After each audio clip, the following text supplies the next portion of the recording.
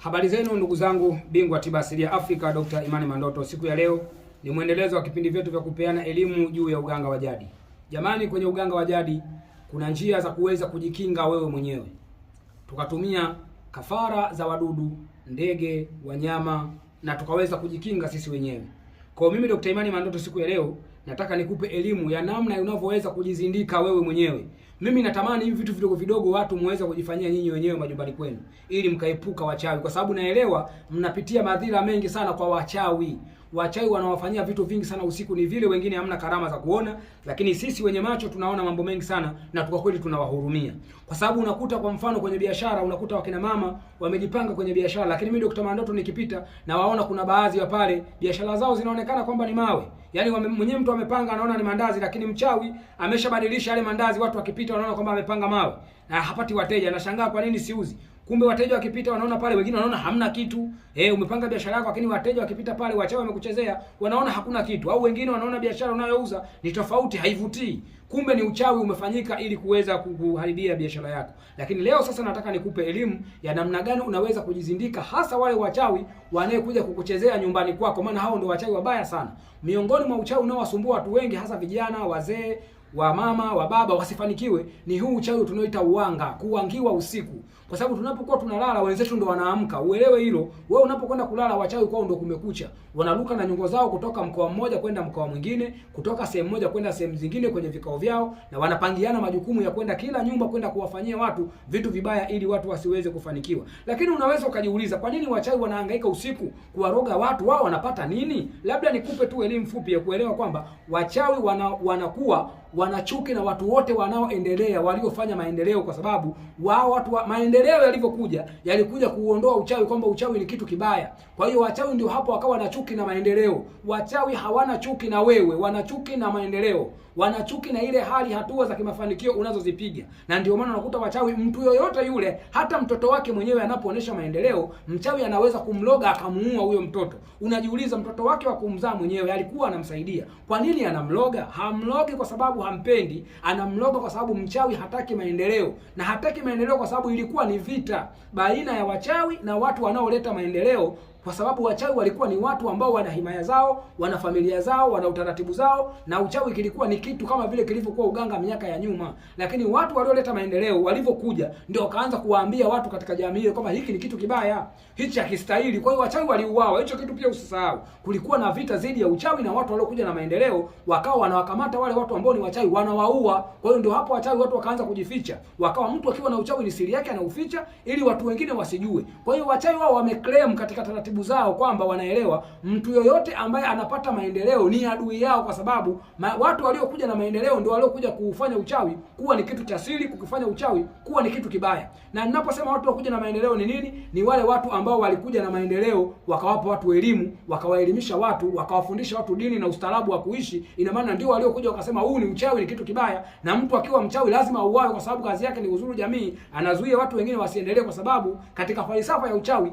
maendeleo ni kitu ambacho kinakuja kufanya uchawi usiwe na nguvu. Hicho kitu lazima uelewe. Kwa nini wachawi wanataka maendeleo asiwepo? Kwa sababu unapopeleka umeme, manake wachawi wao wanaopalete kupitia giza. Sasa ukipeleka umeme, manake wachawi unawazuia wasifanye mambo ya kichawi, kwa sababu hata wachawi walikuwa wanatamani dunia yote iwe ni giza. Kwa hiyo hata ujio wa umeme mchawi haupendi, kwa sababu umeme ni maendeleo. Mtu anaruka na ungo kwenda sehemu moja kwenda kufanya mambo ya kichawi. Wewe umeleta gari. Unadhani mchawi hawezi kukupenda? Ndio maana mchawi ukinunua gari ukipeleka kijijini, wachawi wataelewa, kwa sababu wachawi hawataki maendeleo, kwa sababu waliokuja na maendeleo wao walikuwa ndio maadui zao na waliwaua kipindi hicho, na ndio maana unakuta wachawi mpaka leo wanachukia maendeleo. Kwa hiyo naamini mpaka hapo umeshaelewa kwa nini wachawi wanakuloga hata kama haujawakosea. Ukiwa una maendeleo tu, mchawi anakuwa ni adui yao. Ndio maana wewe kama ulikuwa ni bachelor ukioa, wachawi hawataki wewe, kwa sababu wajua katika kuoa utapata familia, utapata watoto. Watoto wale watakuja na maendeleo, watakuja kupata elimu, watakuja kukusaidia. Ndio maana mchawi anawaloga watoto wakati hawajamkosea. Mchawi yeye anaweza kukuloga wewe kama umepata kazi, kwa sababu ulikuwa unaishi kiduni. Unanielewa? Ukipata kazi utakuwa na pesa, ukiwa na pesa utafanya maendeleo, utajenga nyumba nzuri. Wakati wao katika jamii yao hawataki maendeleo, wanaishi kwa vijumba vya nyasi, wanaishi maisha duni, wanaishi mtaani uswahilini. Na ndio maana hata wewe ni shahidi, wachawi wengi wanaishi uswahilini. Huwezi kukuta mchawi anaishi kwenye gorofa, mchawi anaishi katika maisha mazuri. Hamna hicho kitu, kwa sababu miongoni mwa vitu ambavyo mchawi hataki ni maendeleo. Na ndio maana mtoto anaweza akapata pesa akaona nikamjengea baba na mama. Baba na mama kwenye chama chao anaambia huyo bidi mumuue kwa sababu anakuja kuleta maendeleo kwenu, atawatoa kwenye asili yenu ya uchawi. Na wachawi wenyewe wanapambania hiyo mambo ya kuwa wachawi kama vile wao wanavyopambania kupata kitu kingine chochote, ni kitu cha thamani kwao. Kwa hiyo ni lazima upate kuelewa concept ya uchawi ilivyo, kwamba ni kitu ambacho watu wanakilinda, wanakipambania, na wenyewe wanaona wako sahihi, na sisi ambao tunapotafuta maendeleo na kuwasaidia watu wengine ndio tunakosea. Kwa hiyo kama tunavyoona wachawi wao ni wabaya, na wachawi nao wanatuona sisi pia ni wabaya kama sisi tunavyoona wao ni wabaya. Kwa hiyo uielewe kwamba wachawi wanapambana na maendeleo. Kwa hiyo sasa ni lazima mimi ninachotaka nikufundishe hapa ni kuweka kinga ili wachawi wasiweze kukuzuru, wasiweze kukufanyia vitu vibaya. Wachawi wana kitu kimoja ambacho ni kidogo sana ukikiona, lakini ni kingira kikubwa sana. Ninaposema kingira namaanisha nini? Ninaposema kingira namaanisha ni kitu. Inaweza kawa mnyama, mdudu, umeona, mti au kitu chochote kile ambacho ukiwa na hicho kitu kinakuwa kina nguvu, kwa sababu kwenye uganga wa jadi kuna vitu ambavyo automatic vina nguvu za mizimu na majini ndani yake. Na leo nataka nikushirikishe mdudu anaitwa fukufuku. Fukufuku ni aina ya mdudu mdogo sana ambaye anakaa kwenye mchanga, unamkuta kama ametengeneza kiduara hivi, ambacho ukifukua hivi utaona anapanda juu hivi, anatembea kinyume nyume hivi. Yule mdudu ana kingira kikubwa sana ambacho kinaweza kuwazuia wachawi, na ndio maana hata mimi nikuhakikishie, mtu yoyote ambaye kwenye nyumba yake amezungukwa na wadudu fukufuku, anakuta kuna vile vishimo, aviache. Hiyo ni kinga kubwa sana. Kwa hiyo kwa wewe ambaye sasa labda umeshajenga nyumba yako vizuri, hakuna wale fukufuku, na naamini kwamba fukufuku wanakaa sehemu za vijijini huko, na sasa hivi wamekuwa ni adimu sana, lakini kitu unachotakiwa kufanya ni kutafuta wale fukufuku 7. Ukishapata fukufuku 7, watie kwenye kikopo. Ukishawatia kwenye kikopo wale fukufuku, chukua mchanga wa nyumba yako pembe na pembe, tia kwenye kile kikopo. Alafu chukua na maji. Maji unaweza kuchukua ya bahari au ukachukua maji ya mto ukayatia ndani. Kwa hiyo wadudu fukufuku wanakuwa wako ndani, umewekea mchanga na yale maji. Funga. Ukishafunga tia nia. Ukishamaliza kutia nia kwa lengo la kwamba mimi fulani bin fulani naweka kingira cha fukufuku hapa nyumbani kwangu, mchawi yote asiingie, mchawi yote asinione, mchawi akija kwangu asinione, asione mimi wala familia yangu, mchawi mwanga wa kabila lolote asije akaingia kwenye nyumba yangu. Kuanzia nimeweka kinga. Chimba mbele ya nyumba yako, fukia kile kikopo chenye maji ya mto au maji ya bahari, ndani yake na fukufuku na mchanga wa pembe kwenye nyumba zako. Fukia hivyo, lakini ukifukia, chimba shimo, alafu ufukie mchanga kinyume nyume.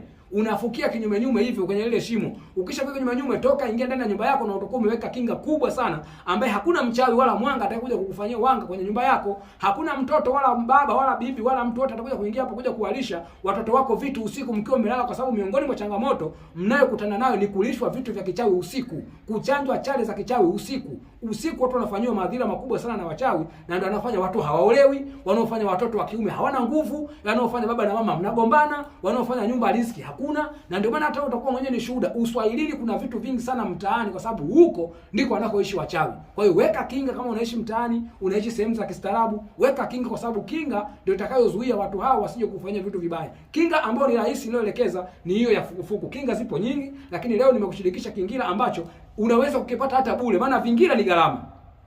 Vingira viko vingi, kuna vingira vya simba ni gharama, kuna vingira vya kondoo ni gharama, kuna vingira vya ngamia ni gharama, lakini nimekuelekeza kingira ambacho unaweza kukipata katika mazingira ya kawaida. Ni fukufuku. Nimesema fukufuku ni mdudu ambaye unamkuta kuna mchanga alafu umeweka kama kijishimo hivi. Unaweza kufanya fukua taratibu hivi tu, utaona yeye mwenyewe anapanda juu. Yaani ukifukua hivi tu, yeye mwenyewe anapanda juu. Utamchukua wa kwanza mpaka wapatikane 7. Fanya hivyo. Lakini kama unawataka ufukufuku, hujui namna ya kuwapata, nifanyie masomo Dr. Imani Mandoto, nitakusaidia kuweza kuwapata ufukufuku. Na sio gharama, ni bure, kwa sababu ufukufuku ni wadudu. Nikienda Tanga mimi wako wengi, nitakujia nao, nipigie simu Dr. Mandoto na shida ya ufukufuku, nitakupa namna ya kuweza kuwapata wadudu hao ili waweze kusaidia kuweka kinga katika nyumba yako. Dr. Imani Mandoto, bingwa tiba asili ya Afrika, nilikuwa na kushirikisha kingira hicho kikubwa sana ambacho kitakupa kinga, ulinzi katika familia yako na nyumba yako, mtakaa salama salimina. Mpaka hapo nimefikia mwisho, lakini nikuombe ni support kwa kuendelea kusubscribe channel hii, kwa kuendelea kushare video zetu, lakini comment niulize chochote kile unachotaka kuuliza, na mimi nitakupa elimu ya majini, nitakupa elimu ya mizimu, nitakupa elimu ya namna ya kujiondolea magonjwa wewe mwenyewe. Niulize na mimi nitakupa taarifa zote na nitaweza kukusaidia. Lakini pigie kwa namba yangu ya simu 0655942428. Mpaka hapo nimefikia mwisho. Asante kwa kunisikiliza na kunitazama.